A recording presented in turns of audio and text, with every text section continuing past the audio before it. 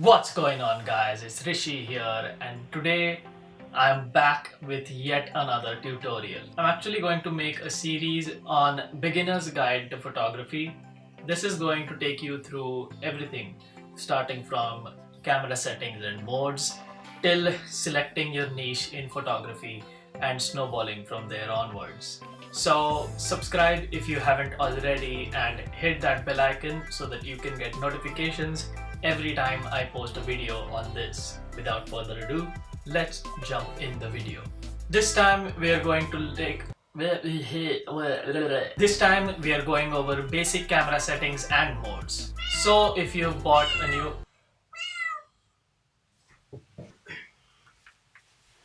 meat bugs, everyone. Go. Okay, so if you've bought a new camera and you want to familiarize with all the settings and the modes which are present, then this video is for you. Even if you're a seasoned amateur, you may want to take a look at this video because you might come to know about some things that you didn't know before. If that happens, you're welcome in advance. Okay, so here is all the camera settings that we will be seeing today.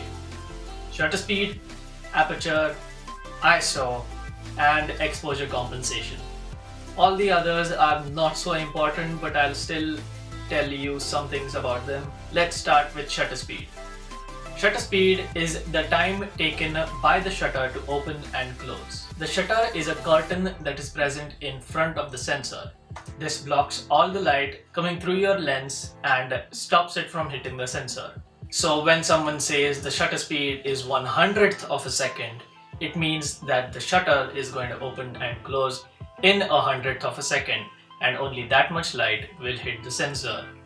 So if you're shooting out on a bright day, you might want to keep the shutter speed above 1/1000th of a second.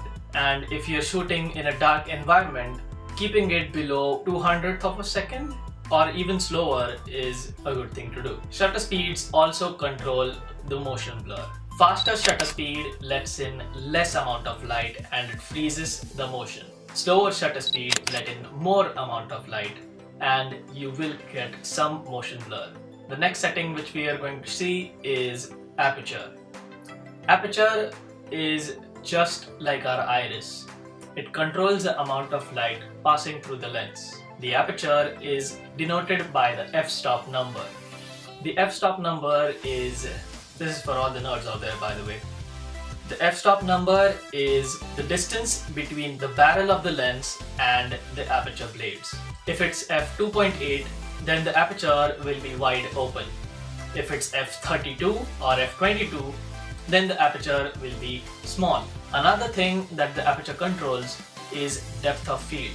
Depth of field is basically the area in focus. Wider aperture lets in more light and gives you a shallower depth of field. This is used by a lot of portrait photographers because they want a nice blurry background, also known as bokeh or bokeh. I don't know what to call it exactly.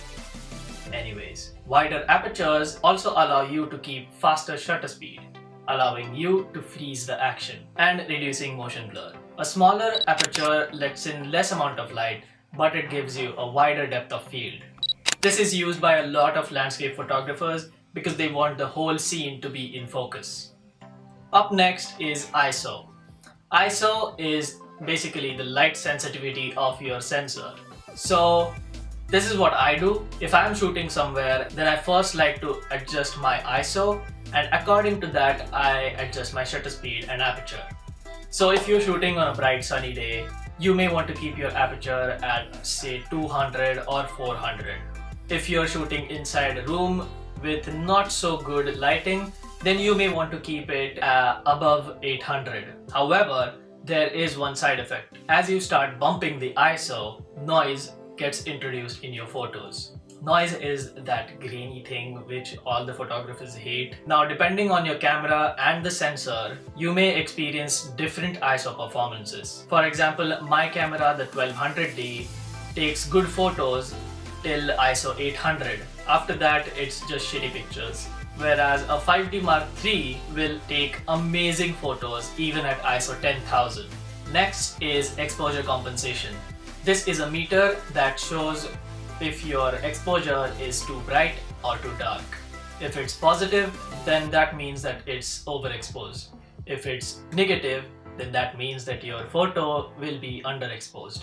And if it's right in the middle, then you have a good exposure. When you're shooting on camera modes like the aperture priority mode or the shutter priority mode, then you can use this particular setting to your advantage. How? That I will tell you in a bit. Other settings like white balance, picture style, metering don't really matter if you're shooting in RAW, but I'll quickly run through them. The flash exposure compensation is used to adjust the intensity of the flash. In picture style, there are many options which you can choose depending upon the scene that you're shooting. I personally prefer to keep a flat picture style because then that way I can get more dynamic range. White balance is to adjust the temperature of your shots. Generally, if you're shooting in RAW, I would suggest just keep it in auto white balance. Auto light optimizer is to adjust the highlight and contrast. I like to keep it on the high setting. There are different autofocus settings which you can choose. There's one shot, there's AI focus where the camera decides where to focus, and there's AI servo where the camera tracks the subject and focuses the subject that's moving. I like to keep this at one shot. There are different shooting modes which you can use. There is single shooting, continuous shooting, 10-second timer, 2-second timer, and 10 seconds continuous timer. Metering mode is to choose how the subject's brightness will be.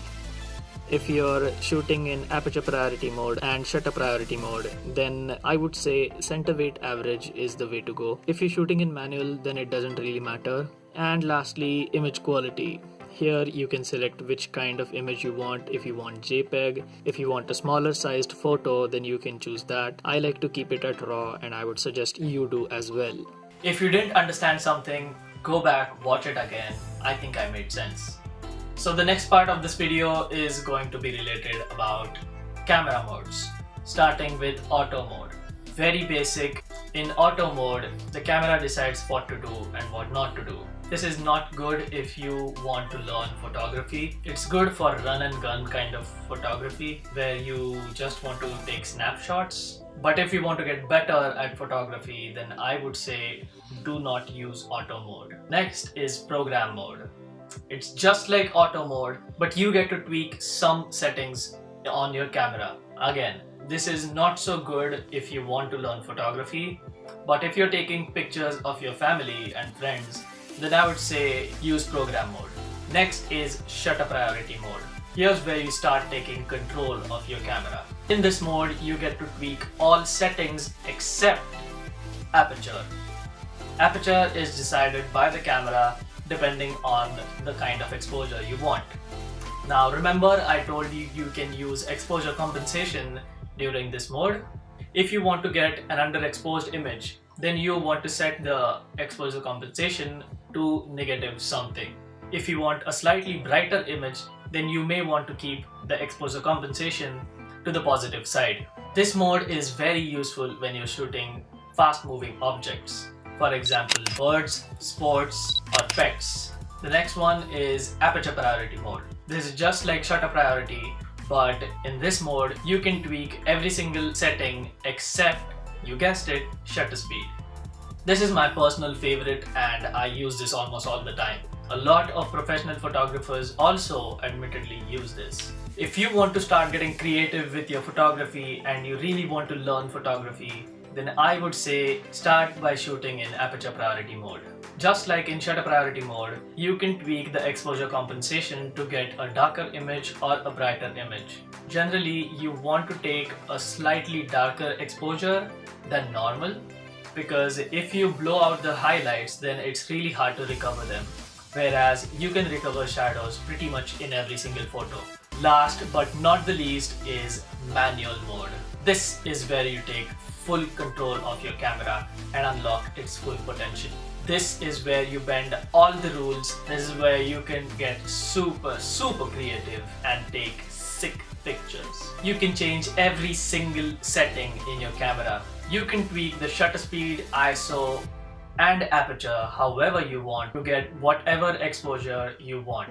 I will be talking about taking full control of your camera, but that will be in the next episode, because otherwise this episode will be an hour long and I don't think you guys have that much patience.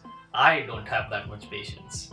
I won't be going through all the other settings like the night portrait or the sports or the creative or whatever. I don't even know the names because I don't shoot them. I think they're useless and I don't really think that you need them if you know how to use other settings. Again, if you didn't understand any of the modes, go back, rewatch the parts that you didn't understand till you get it. And like I said, this video is part 1 of the series Beginner's Guide to Photography. In this video, we went over all the camera settings like shutter speed, aperture, ISO, and exposure compensation. And we also saw all the important camera modes. And now we all are familiar with our cameras.